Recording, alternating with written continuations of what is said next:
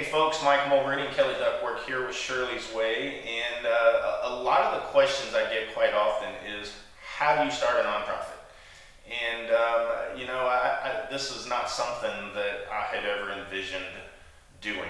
And when my mom died, I promised her we would do something different in the world. So after she died, I went and set up a nonprofit. Thought I was done. And I went to the first company that I worked for, and I said, hey, I got a nonprofit.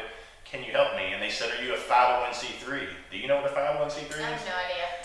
Yeah, I didn't either. I laughed and I said, I'll get back with you on that. And so doing some research and talking in social media posts, my cousin actually found an attorney at a baseball game, whatever reason they were talking about it, and they contacted me. Have you ever contacted an attorney? No. Yeah, well, they're expensive. Expensive and time consuming probably. Yeah, so, and not to knock attorneys, they earn everything that they work for. But I'm having casual conversation like we're having here, and talking to them, sending them emails, thinking, they're just happily responding until I got the bill. What was the bill? Well, it was about $4,000. Oh gosh. And that was just casual conversation, not thinking, again, I'm thinking we're having a casual conversation about a business, and when they sent me the invoice, it was all tracked.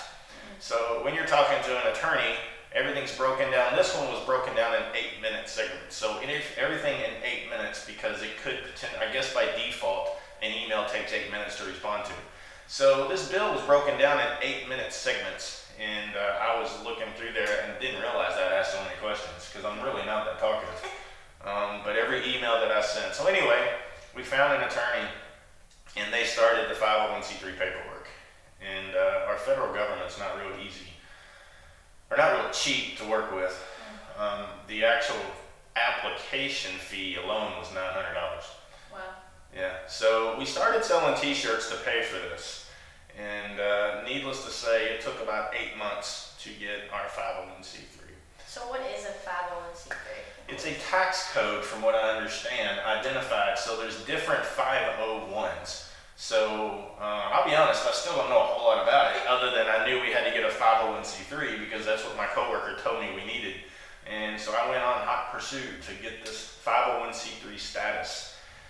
But there's different 501s, and it's all determined by the federal government. It's a federal tax number that you get from them. But it costs several $1,000s. And you talk about, you're selling t-shirts to try and pay for this. And there's not a lot of profit on a person reselling t-shirts, but we sold enough t-shirts to pay for our initial 501c3. So a 501c3 is specific to a charity? Yes. If somebody says they're a nonprofit and they don't have a 501c3 tax ID status, they're not an official nonprofit. Good to know. So we're official. That's right. Absolutely official. So if anybody asks you how easy it is, you need to find a good attorney that knows what they're doing, or a tax person, or a finance person. They apparently know how to fill out this paperwork, because it's not easy. The application was 90-something pages for the federal government, and I kept trying to fill it out.